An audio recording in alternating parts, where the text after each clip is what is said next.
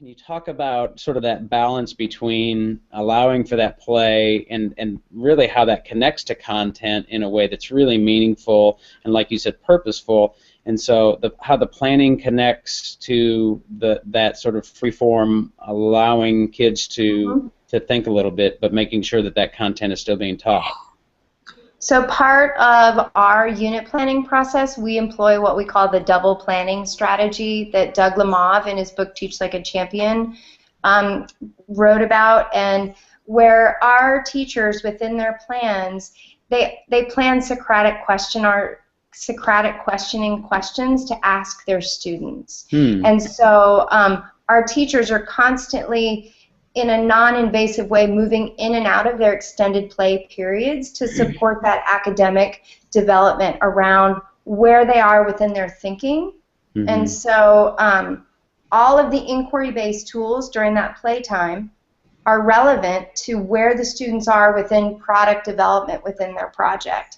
And our teachers are specifically designing Socratic questioning during each phase of the project to ensure that students are connecting that inquiry base to the standards that they're working on. Because even in preschool, we have math, science, early literacy standards, social and emotional development standards that our teachers are basing their plans on students mastering those standards in a developmental way.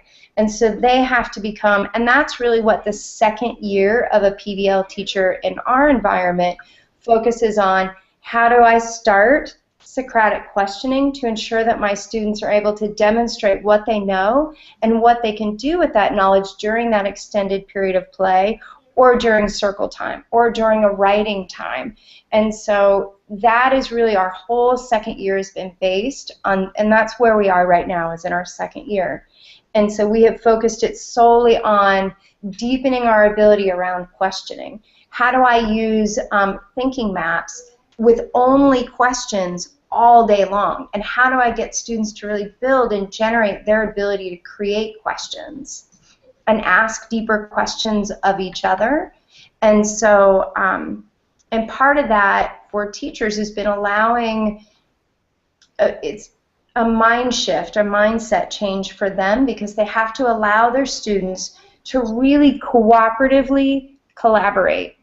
Instead of, I'm going to let my kids talk at the table, I've spent the year training teachers, if you want to ask better questions and you want your students to ask better questions, we have to train them on how to collaborate together and what it means to cooperate. And that's part of, at the early ages, teaching kids how to mitigate their emotions, how to use their words, how to effectively ask for what they want and really mean what they want. And are they sure? And so that's really using the inquiry-based process to help kids become better critical thinkers. And so I meet with every teacher in the school, and we look at what their day is going to be. We do this once a week. And we talk about the questions that they're going to ask their students. We talk about how we connect their work back to the driving question using deeper questioning. Are you asking accuracy questions? Are you asking depth or breadth questions here? Are you really focusing on a fairness or a significant content piece? So really getting our teachers, even during preschool, to think of themselves as true instructional designers instead of, I'm just going to be, you know, making sure they can hold a pencil right. But they're really building their sense of critical thinking and questioning. Yeah, I mean, the Socratic seminar style, even in a non-PBL setting, is such a great tool. That idea conceptually of leading through questioning is a sort of a shift, not sort of a shift, it's a real shift, like you said, for teachers.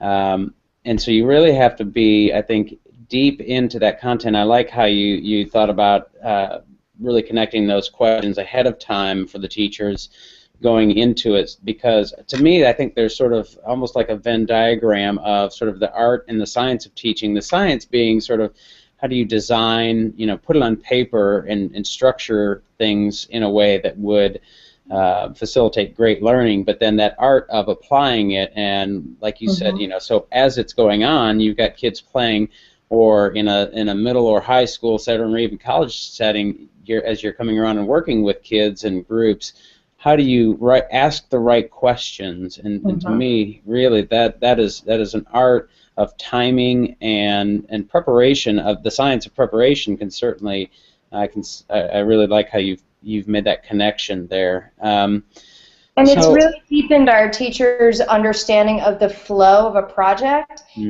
And really allowed teachers to let go of their, I have to get them to answer the driving question right away.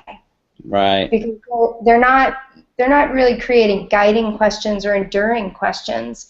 They're really breaking down that project into meaningful tasks and using that questioning to reinforce the content behind it. So absolutely.